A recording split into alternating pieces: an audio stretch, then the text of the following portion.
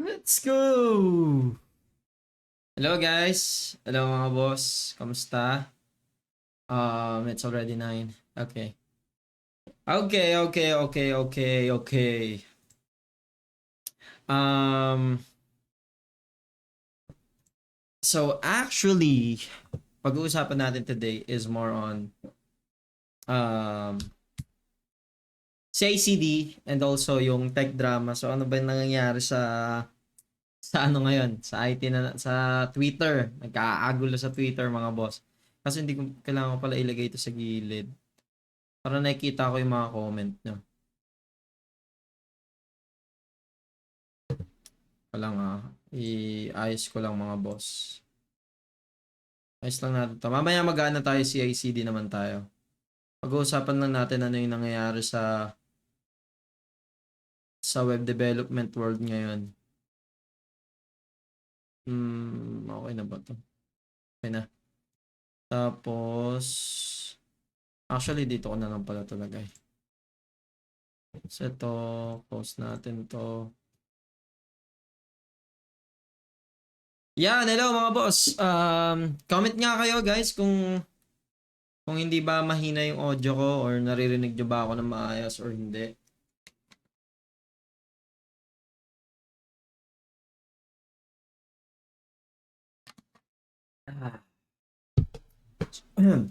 Sulat ko dito yung tech drama, no? Tech drama. Sa may tech drama na naman, large natin. Tapos ano-ano yung mga ano ngayon, parang Laravel, Laravel Rails. Small lang natin. Laravel Rails versus ganun. Ayoko nyan. Ito pa. Laravel / Rails versus JS JavaScript. Yan. Pag-usapan natin to. Tapos ano pa ba? Yun. Sabi ni Boss Salvador. Okay tayo. And then ano pa? Next is actually related na dito yun eh. Actually related na yun dito. Lagyan natin yun dito. Related na dyan yung related na dyan yung HTML versus JSON. Related na rin dyan yung full stack. Full stack means ano pa? Boss Rod, pasingit lang sa tingin mo, saturated na yung field ng cloud computing. Hindi, boss. Actually, marami pang opportunity, boss. Sobrang daming opportunity sa IT industry, no? Ang siguro ang nakikita kong problem lang is kaya lang nasasabing saturated is kasi maraming beginners. Maraming mga nag-i-start pa lang, nagtatry humanap ng trabaho, pero hindi sila makahanap kasi ang tingin nila marami talagang mga bago sa industry, which ang pinaka nagbe-benefit para makakuha agad ng trabaho is yung may mga experience na talaga. So kung may skills ka, meron ka talagang experience na sa cloud computing, hindi siya magiging saturated actually. Actually, ang dami pang opportunity out there, no? So malabo. At least in my opinion, no, mga boss. Might be different from the other, but in my opinion, medyo malabo. HTML JSON full stack means ano pa ba? Best tools. Yan. Best tools. Best tool ever. Lagyan natin. Ever. Okay, pag-usapan natin to. Actually, ito lang ba? Ito lang ba yung pinost ko? Tech drama, Rails. Teka nga, ano ba pinost ko sa FB? Tignan mo, pati post ko, hindi ko alam. Anong pag-uusapan natin? Asan yung pag-uusapan natin dito? Asan yung pinost ko? Tech drama, JSON, Rails, yan na, Node.js. Diyan na rin yung tinatawag na Node.js obsession. Isa-isayin natin to mga boss, oh. So actually, hindi naman ako magbibigay ng hindi ako magbibigay ng pros and cons. Kasi the reason for that is yung pros and cons kasi na tinatawag is might be different from the pros ng other side at saka cons ng other side.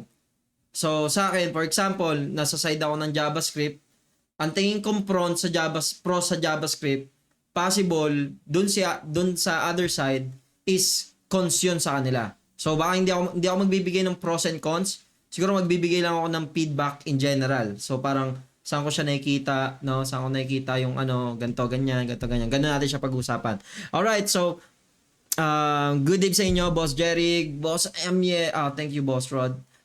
You're welcome, Boss Amiel. Salvador, Joe Market for Russ. Who's that? Marmor, good day, Boss. Good day, Oliver. Okay. So, siguro i-start na natin, no? Kasi, kung pupunta tayo sa mga, not this one, no? Siguro, ganito ako maging chismoso, no? Actually, si Boss Rod chismoso din, no? Chismoso din ako sa totoong buhay. Pero, yung pagiging chismoso ko, hindi about sa personal na buhay ng mga ibang tao. Ang pagiging chismoso ko about sa tech. So, dito ako medyo chismoso. Okay? So, Robert Miras, boss, good tip sa'yo. So, yan. Actually, may kita nyo dito. Ang madalas mo makikita dyan, sila Tio. Ito si Tio. Ito, mahilig mahilig sa issue to si Tio eh. Tapos, yung author ng Rails, si DHH, author din ng Laravel, si Taylor, and many more. Si Anthony. Actually, yung mga popular or yung mga sikat sa IT industry is actually pina-follow ko sila, and I actually really learn when they are talking about giving thoughts, giving opinions. Kaya kahit nagbabasa lang ako about sa mga mga discussion nila, no, natututo rin ako. So parang nagbe-benefit sa akin yung pagiging chismoso, no, about sa tech. Okay? Pagiging chismoso about sa tech. Okay, so sa akin parang hindi ako talaga nagsaside sa isang side lang eh. I'm always on the middle eh. So kung ano yung nakikita kong mas maganda, kukunin ko yun, i-absorb ko yun. Pagka hindi ako nabentahan nung kabilang side, hindi ako mag-agree doon. So it's more on it's more on ano ba tawag doon? More on referee, kumbaga. So sa akin kasi parang win-win eh. Pagka hindi ka nag-stick lang dun sa isang side, and then pinakinggan mo yung both side, and then tinry mo i-understand ano ba yung parang strength and weaknesses niya, is mas malaki yung mas malaki yung growth or mas malaki yung learnings na matututunan nyo. Instead of, for example, ako, React. Mahilig ako sa React, no? Porket mahilig ako sa React, hindi na ako magta-try tumingin or mag-listen dun sa mga good thing na meron yung ibang yung Vue, yung Angular, and so on. So, for me, in general, most of the time yung pinaka-take ko rito is, it's always gonna be depends on the preference nung team or nung tao. No? So parang ganun ko siya win-away. So parang wala talagang exact answer for everything. Walang best tools for everything. It's always gonna be depends on that person. So it's very subjective talaga. Sobrang very objective. Kasi, for example, ako, maglalaro ako ng Dota. Okay? Pag maglalaro ako ng Dota, pwede akong mag-build ng kung anong gusto ko. Kasi ganun yung playstyle ko, no? Yung iba naman, nagbe-build sila ng ganito kasi yun yung playstyle nila. So parang ganun ko siya nakikita eh, no? Parang kung i-apply ko siya sa the way how I think, no? Parang ganun ko nakikita yung parang, kasi it's more on, kung babasahin siya, it's more on preferences lang talaga eh. Hindi siya walang bad, walang good, walang best. So there is always pros and cons. Pero yung pros and cons is very subjective. Depending kung nasaan ka or kung saan ka nag-agree. Alright, magbabasa na ako saglit. Boss Rod, may Docker Compose, Kubernetes na content, good if. Sa Docker Compose, possible mag-Docker Compose tayo mamaya. Sa Kubernetes, hindi pa masyado. Ay, hindi muna tayo magka-Kubernetes, medyo medyo advanced na yon. Baka di lalo makarelate yung iba.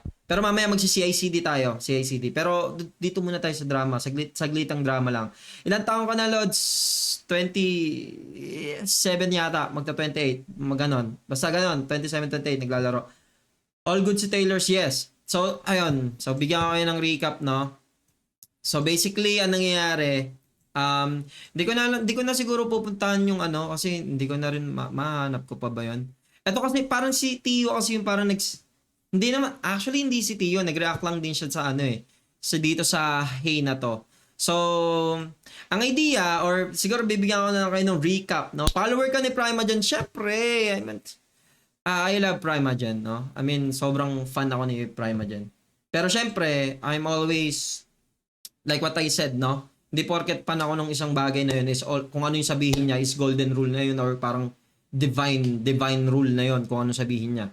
So, it's always, depends kung ano yung pinaka-take niya. So, may mga take din na hindi ako agree kay Prime. May mga take ako. Pero most of the time, yung take ni Prime is nag-agree ako. Okay? Okay, so, di na tayo. Di ba ikaw bro yung nanalo sa calendar activity? Sorry. Yes. Good day, Boss Rod. Parang ikaw yung nakita ko sa SM San Lazaro. Hindi ka man lang nag-hi, boss. Minsan nagpupunta ako doon kasi malapit lang yung school ng ano ko doon ng son ko. Malapit lang doon. Minsan doon kami tumatambay. Follower ka ni Prima dyan? Okay. Pag-gusto tayo sa mga comments. Okay, mag-start na tayo. So, ganito yung nangyayari, no?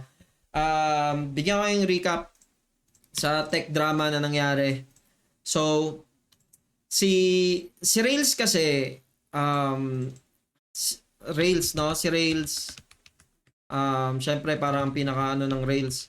Si DHH, actually mayaman to, guys, no? Parang siya yung parang pinaka-founder ng Ruby. I'm not sure, I'm not familiar, but pero siya yung pinaka-founder or parang creator yata ng Ruby o ng Rails.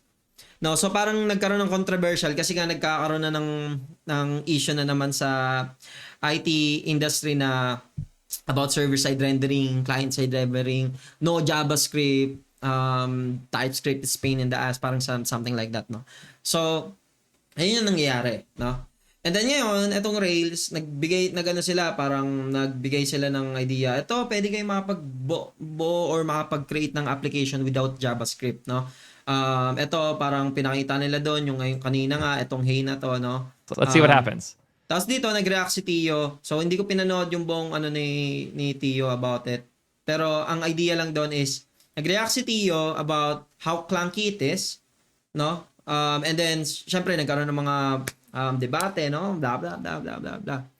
Pero the whole point, basically, mga boss, the whole point is it really worth it na alam mo yon? Is it really worth it na magpagalingan or magpagandahan or magsabi ng tools na kailangan gamitin mo Rails for everything? Kasi for me, gamit or at least, no, sabihin din natin, no, gamitin mo JavaScript gamitin mo JavaScript for everything. Kasi for me, it's always gonna be depends on what you're trying to build eh.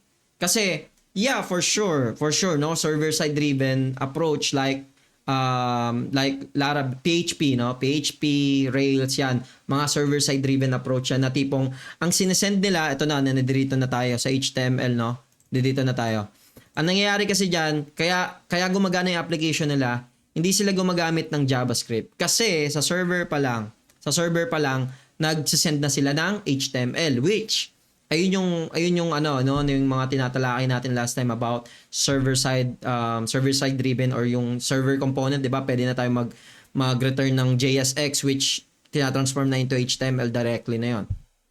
So ngayon, ayun nga, nagkaroon na ng mga issue about it. So, ang isang issue na nangyari is si Rails, no? Since HTML yung pinapasa niya, ang nagiging isang problema na sinabi dito ni Tio is whenever you type, nagsisend ka ng request sa server. So parang kunyari, magsa-search lang ako ng ROD. So parang yung ROD na yon, 3 request agad sa server yung nangyayari. And then syempre mababatuhan ka ng HTML after that. So, yun yung parang naging first issue. And then nagkaroon na ng issue, nagkaroon na ng batuhan to si si Tio, tapos si DHH. Si DHH naman, I think it's a mix ako eh. I mean, parang mix opinion ako about dito eh. Kasi yun nga, parang ang nakikita ko lang parang hindi ko trip talaga kay DHH is lagi talaga siya nagpa-flex about, alam mo yon, about sobrang yaman niya, Lambo, ganito, yung mga cars niya and so on and so on, which I think si DHA sobrang ano talaga niya, sobrang rich niya talaga, no? Pero that doesn't mean na lahat ng sinasabi ni DHH is mag-agree tayo. Kasi nga mayaman yan eh. I mean, marami na napatunayan yan eh. Marami ng ganito yan, blah, blah, blah, and so on. Kasi kung ganun yung magiging mindset natin, na parang ang nakikita ko kasi parang ang laging inaano ni DHH is kaya ng Rails gawin lahat, no? Kayang gawin ng Rails lahat ng application. And then they actually encourage you to do that without any having JavaScript on your web application.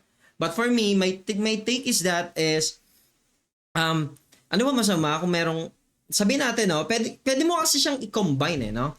So, sa akin kasi parang ang idea ko is, why not, ang gawin natin is, if you need talaga na magkaroon ng application na, let's say for example, less JavaScript, why not do that instead of having no JavaScript at all?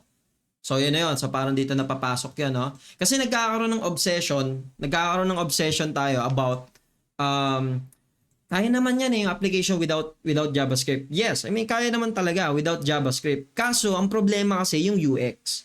No? Kasi pagka may kita nyo dito, actually, may kita nyo talaga how clunky it is, na tipong sa first load pa lang eh, may kita nyo may blink na eh. Kasi nga, you get no response at the enter key press. Napapalitan or nag-switch yung HTML, yung updated HTML, every time na mag-update ka. Unlike sa JavaScript, parang iba, I mean, may ano siya eh, may different strength and weakness siya eh. Na tipong pagka nag-SSR ka, ang kinagandahan ng SSR kasi is, since lahat na nangyayari is nasa server na, yung HTML mo buo na. No? Ang problema is, whenever you start requesting again, or sabihin natin, nag-request ka ulit, buong HTML na naman yung magre-reload yung page mo. That's the problem, no? So parang nangyayari is isang request mo, full page yung nagre-reload. So ayun yung parang isang nagiging problem ng SSR, no? Pero pagka sabihin natin, let's combine the two, no? Kasi nakikita ko si SSR, it's super good talaga siya when it comes to SEO, no? Kunyari SEO, gusto mo parang since hindi naman to ganun ka highly interactive page, no, why not do server side on that page only, no? And then for example, you have super interactive naman on the other pages, why not do some JavaScript? So pwede mo i-combine actually, do partial render ng HTML and then do some JavaScript inside. So nakikita ko doon parang ganun ko siya nakita. So parang hindi talaga, or wala talagang isang implementation or walang isang pattern na silver bullet. Na tipong pagka nag-pure SSR ka is everything is good. No, which it will work, no? Pero yung UX niya is different, no? From the other implementation, no? For example, yung isa naman yung CSR. The problem with the CSR naman, ang bagal ng first load niya kasi naload pa yung JavaScript. Pero once na maload mo na yung JavaScript, mas mabilis na siya when it comes to, especially sa mga navigations. So, ayun pa isang problem ng SSR, no? Pagka SSR ka, every time you navigate on another page, you need to request on the server. Syempre, maghihintay ka ng konti para ma-respond sa'yo yung buong HTML. Okay, ganun si SSR. Pagka pure. Pero pagka sa CSR naman, isang beses mo lang hihintayin yung JavaScript na ma-load, and then whenever you navigate, since single page app nga lang siya, mas mabilis siya kasi nga hindi niya na kailangan mag-load ng HTML ulit kasi pwede mo nang i-call yon JavaScript, HTTP call, then JSON, and so on and so on. So parang mas UX-wise, mas maganda yung feel niya. Okay. So that's my thought, no? That's my thought. So wala talagang parang isang implementation na siya na yon, na ito yung lagi mong gawin, na ito server side ka lang all the time, no? Ito CSR ka lang all the time. For me, it's better pa rin kung meron kang flexibility to combine the two, no? Magkaroon ka ng hybrid na tipong if you really need to have a server side, no? Go server side on some of your page. But if you have too many interaction or sobrang highly interactive application or highly interactive page, go CSR or go put some JavaScript on that page, no? So for me, yung ganong klaseng thinking, instead of sticking into one implementation, why not do both, no? Why not combine the two? Kasi for me, it's much more powerful when it comes to building an application with an hybrid behavior na tipong kaya kong pag-combine yung dalawa, and then it's gonna be depends on what my pages needs. Pagka yung page ko na to kailangan ng SEO, okay, SSR ako dyan. Pero pagka dito sobrang highly interactive, okay, CSR ako dyan. So ganun ko siya nakikita, no? So it's more on pagsamahin mo na lang yung dalawa kaysa mag-away pa kayo yung dalawa dyan, T or DHH or kung sino mang mga nasa Rails or JavaScript na side, no? So instead na mag-away kayong dalawa, why not combine the two, no? Kasi alam mo yun, goods naman siya pagka pinag-combine mo So parang you have the flexibility pa kung gusto mo magkaroon ng server side, kung gusto mo magkaroon ng JavaScript, no? Okay, so that's it, no? Para napag-usapan na natin yung kasi yun nga, again, no? Server side is HTML agad yung binabato, no? Ano yan? HTML over the wire. And then yung isa naman, yung CSR, JSON siya. JSON yung binabato niya, and then nagkakaroon ka ng way para i-translate yun into HTML using JavaScript or React or Vue or Angular or so on. Okay. So, yun, isa na rin doon yung Node.js obsession. So parang sobrang obsessed kumbaga na tipong nasa web development, parang obsessed sila na tanggalin yung JavaScript for the web, no? Which I think it's very impossible, no? I mean, possible, gaya ng sabi ko kanina, it's possible na makapaggawa ka ng application without JavaScript, but the problem is the UX, no? I think for me, yun yung nakikita kong parang isa sa mga problem, no? Parang yun nga, yung mga navigation niya pa. For example, pagka kasi full page lagi yung reload niya, di ba? Remember kung sino dito mga PHP or Rails, no, di ba? And every time you navigate, di ba? Parang may lag ng konti yan, pero nakastay yun sa previous page nyo. And then maglo-load lang yan pagka kompleto na yung request, which ando doon na HTML. So parang nakita nyo yung navigation is clunky, di ba? But on the CSR side, no, ang nangyayari naman is once na ma-download na yung JavaScript, once na mag-navigate ka na, sobrang bilis niya. So the idea, why not combine the two, no? Meron kang good UX with wala ka ng load sa navigation, and then server side yung iba, di ba? And then sabi natin magkaroon ka ng pure SSR on one page, and then combination naman dun sa second page, and then whole CSR naman dun sa other page. 'Di ba? I mean, parang I think mas flexible yung buhay pag ganun yung ginawa. That's my opinion, no? Yung ganung idea. Sa Livewire, I think yung Livewire para siyang ginawang 'di ba? Para siyang React ni Laravel. Hindi ko pa siya totally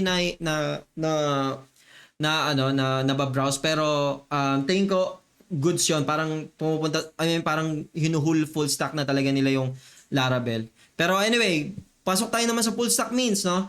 So dito na meron naman dito nagkaroon na ng usapan naman about Laravel, Rails, and JavaScript, no?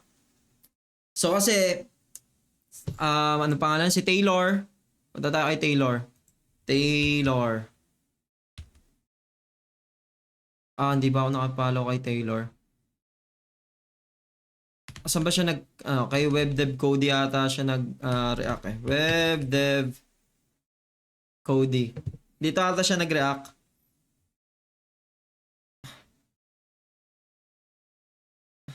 Hindi ko na makita. Pero nabasa ko lang yun, nag-i-scroll kasi ako. Pero ang idea is, yun nga, ang sabi lang ni Taylor doon is, Taylor pala, Taylor Otwell, yes. Teka lang, follow ko lang to. Magaling tong isa. Taylor. Wala, hindi ko makita eh. Pero anyway guys. Ang ano lang ang idea ng Laravel naman. So tapos na tayo sa rail, no? Tapos tagalin na natin yan si rails. Dito na yung rails na yun, tapos na yung rail. Yung idea naman ng yung ano naman, ito yung issue naman, ha?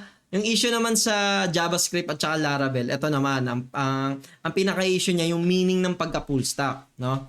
Si Taylor Otwell, no? Yung alam ko siya yung pinaka-founder nitong, ayan, ito si Taylor Otwell. Follow ko nga yan. Asan na yun? Maganda yung take ni Taylor eh. No? Teka, dito tayo. Saan na yun? Basta may take dito. Saan ba yun? Ito si Aaron Francis, magaling din to. Actually, natutuwa nga ako kasi ang gaganda ng take nila. So, parang talo yung ma-butthurt eh. Pero actually, mas maganda kung iintindihin mo yung mga sinasabi nila, yung mga points nila. No? Good siya eh. Para sa akin, okay yung mga idea. Anong drama, Lods? Kaya pa nag-post ng kotse. Si DHH nag-post ng kotse, no? Kagi naman ganun yun eh. Yun nga, parang tapos na namin kanina yung si DHH, yung labanan ni Tio tsaka ni Tio ni DHH. Pero dito na tayo sa Laravel and JavaScript. Sa Laravel and JavaScript, ang issue naman is si Taylor Otwell is sabi niya is wala talagang full stack si JavaScript, no? Yung parang full stack kasi iba yung meaning ng full stack. Which I think nag-agree ako eh. Nag-agree ako sa part na 'yon na sa full stack parang yung Laravel kasi full stack. Kasi meaning ng full stack, no, nandoon na lahat doon sa framework na 'yon. Okay? So parang nandoon na yung auth, nandoon na yung queue, nandoon na yung DB, pag-connect sa DB, and yung eloquent, diba? And so on and so on. So kumbaga yung parang almost everything na you need for the back end or for the full stack implementation nandoon na sa Laravel, no? Kaya siya masasabing full stack. Ngayon, kung i-compare mo siya sa JavaScript, no? JavaScript, wala talagang full stack, no? Sabihin natin Next.js. No, Next.js or Remix or Vue. Vue, Nux. Meron ba si Nux? Hindi ako familiar dito, no? SvelteKit, Solid Start, no? Sige, sabihin natin mga ganyan, no? SvelteKit. Okay. So dito, kung i-compare mo yung mga framework na to sa Laravel, no? Hindi mo siya matatawag talagang totally na full stack. Kasi nga, ang idea is, pagka gumamit ka ng Next.js, Boss J, thank you sa star, no? Pagka gumamit ka ng Next.js, Remix, or Nux, or SvelteKit, no? Kulang-kulang yung mga kailangan mong gamitin. Like, ano gagamitin mong auth? Di ba? Paggagawa ka ng queue, anong gagamitin mo? Paggagawa ka ng, sa backend, paggagawa ka ng mga controllers, sabi natin Node.js, hindi, next meron ng routing yung next eh. Pero yun nga, yung mga auth, yung mga ORM, sabi natin yung ORM din, kasi nandiyan yung mga Drizzle, Kisly. So, hiwa-hiwalay siya. So, ang idea is, eto kasi, battery included. So, yun yung parang pinaka-term nila, battery included. So, agree ako dito sa part na to, no? So, ano ba yan? Yan. Dito kasi, hindi. No battery included. Okay? So, is that mean, Boss Rod, no? Na sobrang pangit na ng JavaScript, no? Anong merong sa ganito, Boss Rod, no? Parang, Si Laravel kasi may mga auth na QDB, and then syempre pwede ka na rin mag-send ng HTML directly para maging full stack na talaga siya, no? Pero sa JavaScript, hindi mo siya magagawa ng sa sinasabing mga full stack, no, yung parang mga min stack or something, or MERN or kung ano-ano pa, hindi mo siya talaga totally matatawag na full stack eh.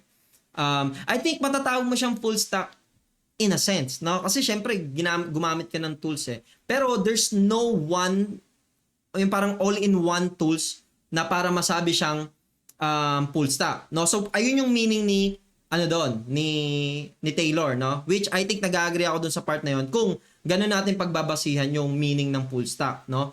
Full stack framework kung tawagin, full stack framework. Laravel, I can say, agree ako dyan. Rails, Laravel, full stack framework yung mga yan. Okay? And then si JavaScript, yon, parang I think kung gano'n natin magiging basihan yung mga pagsabi ng full stack meaning, hindi natin masasabing full stack talaga sila sa yung JavaScript ecosystem. But syempre may but dyan. Adonis.js, I think Adonis.js para siyang Laravel ng JavaScript, no? Parang I think masasabi natin siyang somehow full stack eh. Yung Adonis.js. Pero kasi Adonis.js nagiging bridge lang din siya eh ng dalawa eh, ng front-end and back-end. Pero anyway, no? So etong dalawa, no, Laravel and JavaScript.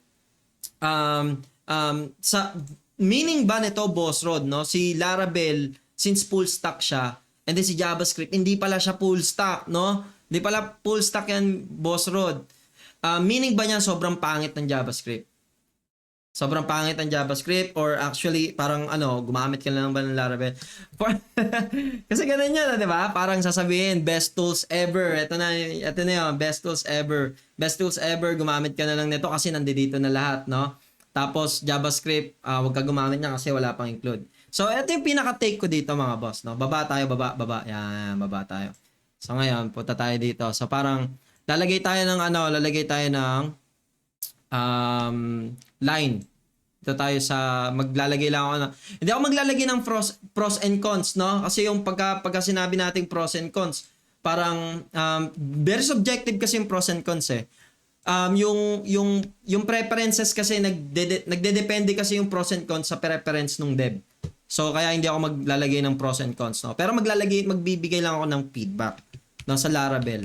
Okay? Laravel. Okay? And then dito tayo sa JavaScript. Kasi ito madalas mga comparison eh. Pero I like both, no. I like both. Kahit di pa ako nagla-Laravel, pero kasi galing akong PHP. So since nakita ko rin yung Laravel Tech Talk series namin ni Jeremy, actually Laravel is good, no. Ngayon, sige, magbibigay na ako dito. So number 1. Okay, ito na number 1. Si Laravel kasi matured. For me, no, this is one of my feedback sa Laravel. Matured. Ano pa?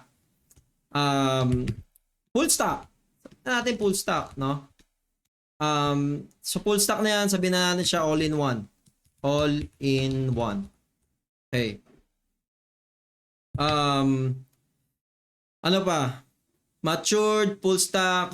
By the way, guys, this is my own opinion, no? I mean, it might be different from the other people, no? And then sabihin na natin may set na standard.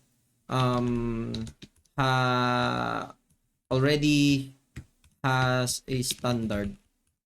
Okay. Ano pa? Full stack, all-in-one, matured. Pwede ko na rin sabihin stable, no? Ayun yung masasabi ko sa Laravel, no? So sa JavaScript, naman, boss? So I'm curious eh. Syempre ako, JavaScript developer tayo eh. Dito tayo na buhay. Kumbaga, parang bread and butter. Okay. So sa akin siguro masasabi ko sa JavaScript, no? Unang-una sa lahat, wild.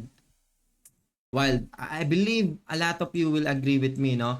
Na ang JavaScript ecosystem is sobrang wild. Na makikita nyo biglang nagsusulputan yung mga frameworks, no? Na, may bagong ganito, may bagong ganyan. Pero for me, no? I mean, tinitake ko siya not bad.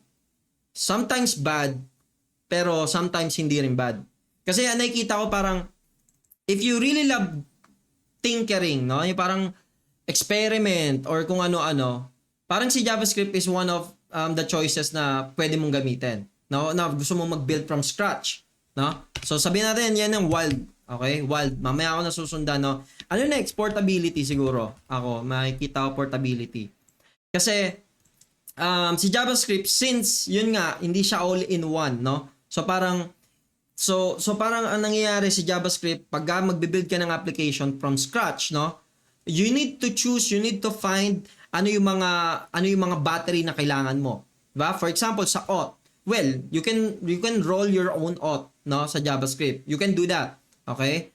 But there's already batteries out there na pwede natin gamitin like Clerk, Lucia auth, ano pa, Next auth, tapos kung ano-ano pa, no, pwede natin gamitin 'yon. So, nakikita ko sa JavaScript, yung ano niya, yung isa sa mga magiging feedback ko siguro is yung pinaka portability niya. No, unlike kasi pagka sa Laravel ka naman, nandoon na kasi lahat eh, no? Pagka kailangan mo ng queue, kailangan mo ng notif, kailangan mo ng kung ganito, nandoon na lahat, no? Pero if you are a dev na gusto mong mag-explore talaga ng kung ano-ano or maging wild katulad na yung nasa JavaScript world, no? Is yun nga, I mean parang yung mas maraming opportunity na makapag-discover ka or mag-try ka ng mga bagay-bagay sa JavaScript. Kasi nga madalas from scratch yung gagawin. So walang standard as well. No standard, no? No standard especially sa mga framework, no? Parang mga framework. Well, no. Except lagyan natin, no? Except yan, Angular, Nest.js. Yan. No? So sila ayun yung exception pala, no? Kasi si Angular and Nest.js is somehow similar sila, no? Pwede ko rin actually lagay si Adonis dito, pero yan yung idea, no? Sila yung mga may mga standard na. Pero still portable pa rin sila. Kasi nga hiwalay pa rin yung mga tools na kailangan mong gawin, no? Okay? So portability and flexibility, alam ko iisa na lang siya eh. Parang kasi kaya ka portable eh. Kasi flexible na siya. Okay? Ano pa mga madadagdag natin sa JavaScript, no?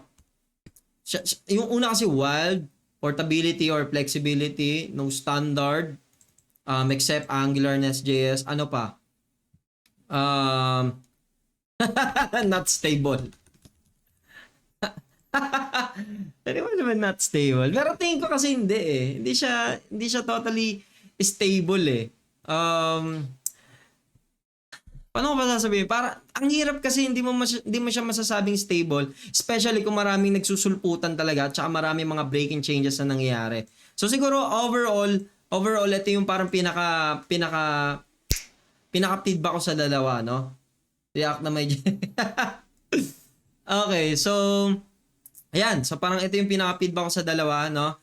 Sa Laravel or sa Rails, no? Sila yung mga all-in-one, okay? Parang sila yung parang ayun pa, isa pa, parang pwede ko sabihin, baka may ma-butthurt dito mga Laravel guys ha. Pwede ko ba sabihin bloated kasi pag sinabi mong full stack nandoon na lahat eh. So let's say for example I'm just gonna create an application. Hindi ko naman kailangan ng notification, hindi ko naman kailangan ng queue or hindi ko naman kailangan ng kung ano-ano pa. So parang masasama pa rin yun dun sa application na gagawin ko. So para maging bloated siya. Kasi hindi ko naman siya kailangan pero included siya dun sa especially sa size ng application. I might be wrong here, no? Might be wrong here pero kung iisipin ko lang,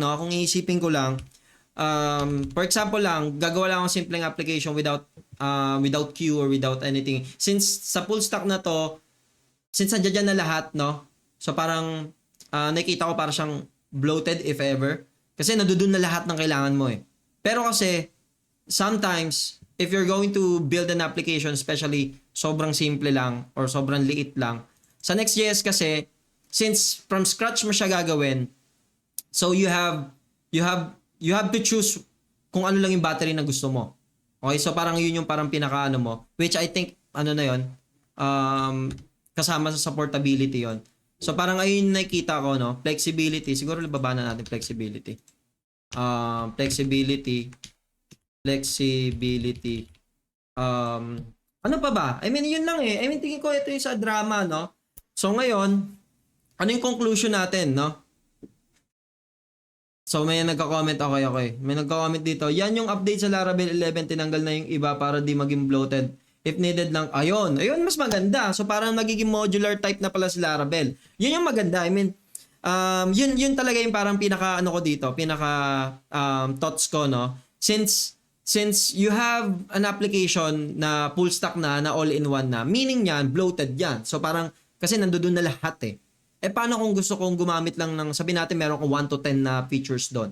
Or sabi na 1 to 10 na modules, no? Paano kung gusto kong gumawa ng application, ang kailangan ko lang naman 2. Tapos ang magiging problema mo nun, bloated siya. So parang, since dapat 2 lang yung kailangan mong i-bundle or 2 lang yung kailangan mong i-upload dun sa server mo, ang mangyayari is, uploaded yung lahat kasi nga all-in-one siya. So, okay. So, I think iyan yung pinaka-conclusion natin eh. Anyway, thank you sa pag-comment, Boss Rodel. Pero yun yung pinaka-ideal, yung pinaka-take ko talaga dito sa drama na to, no? There's no really best tool ever, no? For me, it's always still better na if you can combine the two, why not i-join mo, parang 'di ba may meme nga no na you're supposed to beat this enemy pero nag-join siya dun sa enemy na yon, 'di ba? Parang ganun yung idea. So parang yung idea ko, if ever sa mga ganitong klaseng mga mga tech drama, no, ang ano kasi ng drama eh. Parang wala naman kayong kasi kailangan dapat patunayan. For me lang, no, wala naman dapat patunayan dito sa mga programming language or framework war na to. Kasi it's better if you can join if you can join yung forces nila, no? Kasi may kanya-kanya silang strength and weaknesses, no? So parang dito, no, pag gusto mong gumamit ng mga matured na, no, ayaw mo na mag-isip ng kung ano-ano, edi mag-Laravel ka na. And then if you need to have high interactive front-end application, edi sa Laravel mo gumamit ka ng mga React, gumamit ka ng Vue, or gumamit ka ng Livewire, 'di ba? So mas yung niya, mas magiging maganda yung UX niya. Okay? Kasi kinumbine mo yung dalawa. Parang may less JavaScript pa lang. Or dito naman sa JavaScript side, no, pwede mo naman ngayon i-combine din yung server-side driven, which ayun yung mga ino-offer nung React 19 ngayon, no? And then yung Next.js, Nox, no? SvelteKit, Solid Start na magkakaroon ka na ng flexibility to build your application in an hybrid setup. No, you can decide whatever you wanted to implement on a specific page. Kung gusto mong pure SSR, hybrid, or CSR. So mas maganda kung aalamin mo kung ano yung gusto mong i-build. So tingin ko ayun dapat yung maging mindset no. Alamin mo kung ano yung gusto mong i-build, alamin mo kung ano yung klaseng behavior yung gusto mong i-implement on that specific page. And then decide. Okay? Decide. Are you going to do SSR? Are you going to do CSR? Are you going to do hybrid? So parang ganun yung tingin ko dapat ganun maging idea ng mindset ng mga tao sa industry. Lalo na sa wild sa Twitter eh. Ang dami ng batuhan eh. Actually natutuwa ako kasi kanya-kanya silang batuhan. Tapos syempre mga professional din to, guys, no? Mga professional sila. Syempre yung mga binibigay nilang insights is based on their experience, no? And it's really up to us na lang, syempre, kung anong klaseng take yung gagawin natin. So, pwede kayong mamili ng take nyo. Kung maging slave kayo, na tipong, parang kunyari, parang dito kayo sa Rails, or dito kayo sa Laravel, or sa JavaScript, no? Parang, every time na magkaroon ng mga constructive criticism na nangyayari is mababat-hurt ka na tipong pagtatanggal mo to blah blah blah, and then hindi mo na lang intindihin bakit nila sabi yon, ganto ganyan. And then why not instead of doing that, pumunta ka sa gitna. Mas better marinig mo yung both side eh. Kasi makikita mo yung benefit. Okay, tama nga yung ginagawa. Dito naman sa side, oo nga, nagme-make sense din yung ginagawa. And then combine yung lahat ng good thing na narinig mo. I think mas powerful yung magiging growth as a developer, as a software engineer, no? Kasi mas malaki yung mas magkakaroon ka ng mas maraming idea, no? na pagka kunyari gumamit ka ng SSR, makikita mo doon ano yung mga para naging complication nila na experience sa SSR. Dito naman sa CSR, ano yung pinaka naging complication nila nangyari. And then sa hybrid naman, pagka pinag-combine mo, ano yung mga possible scenarios. And then you have more wider view na nangyayari sa web development. And I think that's one of the greatest thing na pwede mong gawin. Okay? So, ganito maging chismoso, mga boss, no? Dapat di kayo nakikipag-away, okay? Mas maganda pakinggan niyo yung dalawang nag-aasaran, tapos tignan niyo yung mga batuhan nila, then absorb niyo yung mga magagandang point na binibigay nila. Okay. So, I think yun lang no? Kasi yun talaga pinaka-idea is in the web development, no? Hindi talaga nagma-matter kung anong klaseng framework yung kailangan mong gawin, no? Meron talaga silang pros and cons. It's always gonna be depends on the project that you're building, no? Anong requirements ng project na yun. And also, one of the most important thing, no? Pagka nag-work na tayo sa IT industry is syempre yung mga timeline, no?